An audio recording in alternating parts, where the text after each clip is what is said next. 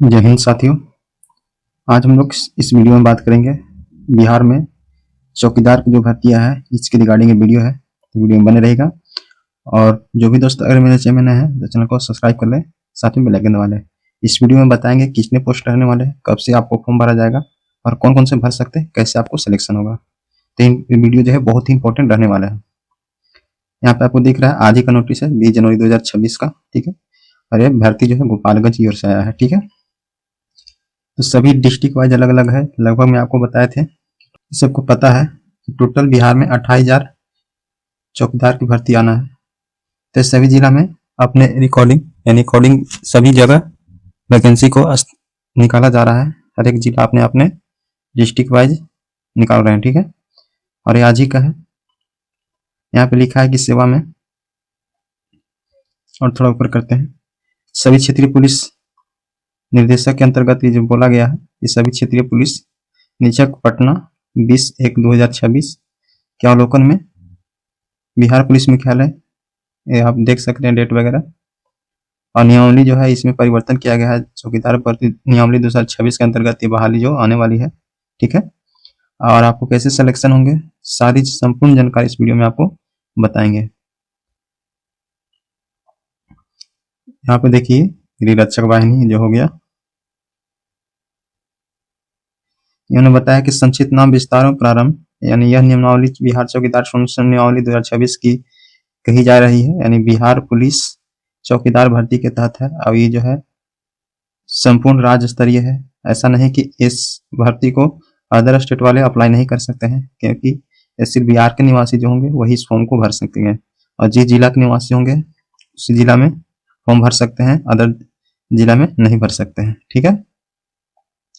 यहाँ राज्य सरकार से अभिप्रेरणता, बिहार राज्य सरकार के अंतर्गत आरक्षी, ये जितने भी देख रहे हैं, चयन प्रक्रिया सिपाही केंद्रीय चयन बोर्ड उसके अंतर्गत है। और इसमें आपको 3 पद रहने वाले हैं।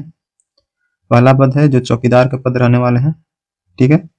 दूसरा पद है दफादार और तीसरा है वरीय दफादार, ठीक है। और ये दोनों जो है पद जो है आपको प्रमोशन से भरा जाएगा। बाकी जो पहला पद है चौकीदार, ये मूल कोटि के, इसमें आप अगर एक बार बहाली हो जाते हैं तो आपको दफादार बना दिया जाएगा और अच्छी खासी सैलरी होती है, और वरीय दफादार बना दिया जाएगा, ठीक है। इसमें फॉर्म भरने के लिए आपको क्या क्वालिफिकेशन चाहिए, इसमें बताया कि आपके पास क्वालिफिकेशन क्या चाहिए। आप सिर्फ 10वीं पास से तो इस फॉर्म को आसानी से भर सकते हैं, ठीक है। और इन्होंने और एक्स्ट्रा डिग्री नहीं मांगा है, ठीक है। साथ में उन्होंने बोला है कि आपके जो है साइकिल चलाने का अनुभव होना चाहिए, ठीक है। तो अभी की डेट में हर एक पर्सन को साइकिल चलाने का अनुभव है तो आराम से चला सकते हैं। साथ में अपने क्षेत्रीय में रह के काम करना होगा। अभ्यर्थी बिहार राज्य के स्थायी निवासी होंगे, यानी बिहार राज्य के स्थायी निवासी होंगे वही इस फॉर्म को भरेंगे। और स्थायी जिला के निवासी भी होने चाहिए, ठीक है, क्योंकि इनको ऐसे ही व्यक्ति चाहिए। अगर लोकल एरिया का नहीं होंगे तो जानकारी पूर्ण रूप से नहीं दे पाएंगे। तो इनको इसलिए लोकल भर्ती इसलिए निकाला जाता है ताकि कोई भी क्राइम हो या फिर कोई भी और सूचना हो तो उसको पुलिस को देना। मिनिमम जो उम्र इन्होंने रखा है 18 वर्ष और अधिकतम 30 वर्ष रखे हैं, ठीक है। बाकी 3 वर्ष ओबीसी का और SC/ST का 5 साल इसमें आपको बेनिफिट मिल जाएंगे, ठीक है। और महिलाओं के लिए न्यूनतम जो है 18 वर्ष होनी चाहिए और अधिकतम जो है 33 वर्ष होनी चाहिए, महिलाओं के लिए है। बाकी SC/ST जो भी है उनको 5 साल मिलेंगे। और न्यूनतम जो है महिलाएं के लिए, पुरुष और महिला दोनों के लिए 18 साल न्यूनतम है और अधिकतम जो है 35 वर्ष है। तो 40 वर्ष के जो भी महिला होंगे SC/ST के अंतर्गत भरेंगे। और ओबीसी के 18 से 32 साल के जो भी पुरुष होंगे वो इस फॉर्म को भरेंगे। और उन्होंने बोला कि राज्य सरकार गृह रक्षकों की उम्र सीमा में 5 वर्षों की छूट दी जाएगी, क्योंकि यह बहुत दिन के बाद भर्ती आता है, आपको 5 साल की छूट दिया जाएगा, ठीक है। और ये जो चयन प्रक्रिया है आपको जल्दी करा लिया जाएगा। और ये जो है आपको मेरिट बेसिस पे सिलेक्शन होने वाले हैं। आपको मैट्रिक के जो मार्क्स आए हैं उसी के अंतर्गत आपको सिलेक्शन दिया जाएगा। और इसमें फिजिकल भी होंगे। परीक्षा की प्रकृति इन्होंने बताया कि कैसे हम चयन करेंगे। तो चयन संस्थान द्वारा चयनित परीक्षा 2 स्तर से आयोजित की जाएगी। इसमें 75 अंकों का लिखित परीक्षा होगा यानी पहले आपको एक एग्जाम देना होगा जो 75 अंक का होगा, दूसरा है 50 अंकों का फिजिकल होता है, इसमें आपको लाना अनिवार्य है। इसी के आधार पे आपको टोटल 125 अंक का आपका एग्जाम होगा, 50 फिजिकल और 75 लिखित परीक्षा जो OMR बेस्ड होते हैं, और उसी के आधार पर जिलावार अभ्यर्थियों की चयन प्रक्रिया कोटि के अनुसार किया जाएगा। लिखित परीक्षा उन्होंने बताया है कि 75 अंक का जो पेपर होंगे वो 1.5 घंटे का होंगे और 1 अंक आपको दिया जाएगा, इसमें नेगेटिव मार्किंग नहीं है, ठीक है। और सभी जितने भी क्वेश्चन होंगे सभी मैट्रिक लेवल के क्वेश्चन होंगे, ठीक है। शारीरिक दक्षता इन्होंने बताया कि आपके कितनी हाइट होनी चाहिए, तो जो भी अभ्यर्थी लिखित परीक्षा में चयन हो जाएंगे 5 गुना, उनको जनरल OBC और EBC के लिए 165 सेंटीमीटर हाइट चाहिए, अत्यंत पिछड़ा OBC के लिए पुरुष के लिए है 162 सेंटीमीटर चाहिए, SC/ST कैंडिडेट होंगे तो उनको 60 सेंटीमीटर चाहिए, और महिला कोई भी कोटि होंगे तो 155 सेंटीमीटर उनको हाइट चाहिए। अब शारीरिक दक्षता आपको एग्जाम जो देने के बाद आपको 50 अंक का जो फिजिकल दिया जाएगा, इसमें आपको कैसे किया जाएगा, तो इन्होंने बताया है कि अधिकतम जो है 30 अंक की होगी, ठीक है। और सभी पुरुष को 1 माइल की रनिंग करना होगा, यानी 1600 मीटर की रनिंग करना है, और उनके लिए और महिलाओं के लिए 1 किलोमीटर की रनिंग दिया गया है, ठीक है। तो महिलाएं 1 किलोमीटर यानी 1000 मीटर रनिंग करेंगे, जबकि पुरुष जो है 1600 मीटर रनिंग करेंगे। इन्होंने महिला और पुरुष के लिए अलग अलग बनाए हैं, और इसी के अंतर्गत इन्होंने डाटा तैयार किया है, इसी में आपको इतना नंबर मिलेंगे। तो आपको अगर 5 मिनट या उससे कम दौड़ जाते हैं तो आपको 30 अंक पूरे दिए जाएंगे, ठीक है। फिजिकल में 5 मिनट 1 सेकंड से 5 मिनट 30 सेकंड के एवरेज दौड़ते हैं तो 24 अंक दिए जाएंगे, ठीक। उसी तरह से देख सकते हैं अगर 6 मिनट 31 सेकंड से 7 मिनट तक लेते हैं तो आपको 6 अंक दिए जाएंगे। अगर इससे ज़्यादा समय आप लेते हैं तो आप डिस्क्वालीफाई हो जाएंगे, नहीं फेल हो जाएंगे, ठीक है। तो इसमें समय है अच्छी है, 6-6.5 मिनट से 7 मिनट के बीच में आप दौड़ सकते हैं, कोई दिक्कत नहीं है, ठीक। उसी तरह से महिलाओं के लिए भी है, इन्होंने बताया है कि महिलाओं के लिए जो है 4 मिनट या उससे कम में दौड़ती हैं तो 30 अंक दिए जाएंगे, ठीक है। साथ में 5 मिनट 21 सेकंड से 6 मिनट तक दौड़ती हैं महिलाएं तो उनको 6 अंक दिए जाएंगे। अगर इससे अधिक समय लेते हैं तो डिस्क्वालीफाई हो जाएंगे। हाई जंप के लिए उन्होंने बताया कि 10 अंक की होगी, ठीक है। इसमें 5 फीट से अधिक कूदेंगे तो 10 अंक मिलेंगे, अगर 4 फीट से कम कूदते हैं तो आपको कोई अंक नहीं दिया जाएगा, ठीक है।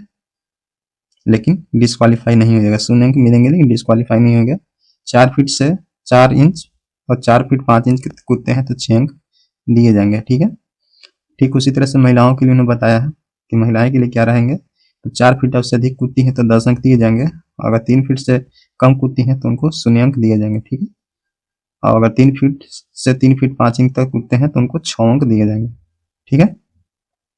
आपको गोला फेंक में 10 अंक की होगी, रनिंग में 30 हुआ, हाई जंप में 10 हुआ, और आपको 10 अंक मिलेंगे गोला फेंक में। इसमें भी है कि 20 फीट से अधिक कूदते हैं, फेंकते हैं गोला को, तो आपको 10 अंक दिए जाएंगे, और 16 फीट से कम फेंकने वाले के लिए 0 अंक है, ठीक है। यानी कहने के माने है कि अगर आप 16 से कम फेंकते हैं तो आपको कोई अंक नहीं दिए जाएंगे, 16 से 17 के बीच में फेंकते हैं तो 2 अंक दिए जाएंगे। तो गोला माने रखता है, आराम से उठा सकते हैं गोला में, ठीक है। इसी तरह से महिलाओं के लिए उन्होंने बताया है कि 15 फीट या 16 फीट तक बिकती हैं तो 8 अंक मिलेंगे, अगर 16 फीट से अधिक बिकती हैं तो इनको 10 अंक दिए जाएंगे, अगर 12 फीट से कम बिकती हैं तो उनको 0 अंक दिए जाएंगे, और 12 से 13 फीट बिकती हैं तो उनको 2 अंक दिए जाएंगे।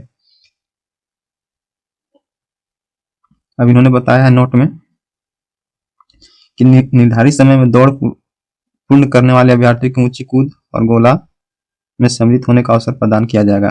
दौड़ में असफल अभ्यर्थी की उम्मीदवारी समाप्त हो जाएगी। इन्होंने बोला है कि अगर आप फिजिकल में डिस्क्वालीफाई हो जाएंगे तो आपको आगे की प्रोसेस से गुजारा नहीं जाएगा, वहीं से आपको बाहर निकाल दिया जाएगा, ठीक है।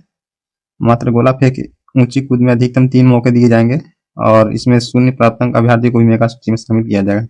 अगर आप गोला हाई जंप में अगर फेल कर जाते हैं, पास नहीं कर पा रहे हैं, फिर भी आपको रख लिया जाएगा, लेकिन दौड़ में अगर आप फेल हो गए हैं तो आपको वहां से रास्ता आपको दिखा दिया जाएगा बाहर के, ठीक है। और जो भी है आपको 10वीं के आधार पर जितने भी मार्क्स होंगे उसी के आधार पे इसमें आपको कुछ बेनिफिट दिया जाएगा, ठीक है। इन्होंने बताया है कि चौकीदार की जो भर्ती होगी तो ये अपने निकटवर्ती पंचायत क्षेत्र में, ठीक है, प्रखंड में आपको सिलेक्शन दिया जाएगा। वहाँ के आप निवासी हैं तभी इस फॉर्म को भर सकते हैं, ठीक है। और ये आपको पदस्थापित लोकल एरिया में ही किया जाएगा, आपको इससे कहीं दूर नहीं भेजा जाएगा, ठीक है। और ये जो है आपको ज़्यादा ड्यूटी नहीं रहता है, देखेंगे चौकीदार को सुबह शाम आराम से कर सकते हैं, कोई दिक्कत नहीं है। इन्होंने कर्तव्य बताया है कि अगर आप चौकीदार में भर्ती हो तो आपका कर्तव्य क्या होना चाहिए। तो अपने बीट क्षेत्र में होने वाले सभी भूमि विवाद, अतिक्रमण आदि की सूचना चौकीदार समय समय पर देते रहेंगे। उसके माध्यम से जो है प्रशासन अपने कार्य करते रहेंगे, उस पर कार्रवाई करते रहेंगे।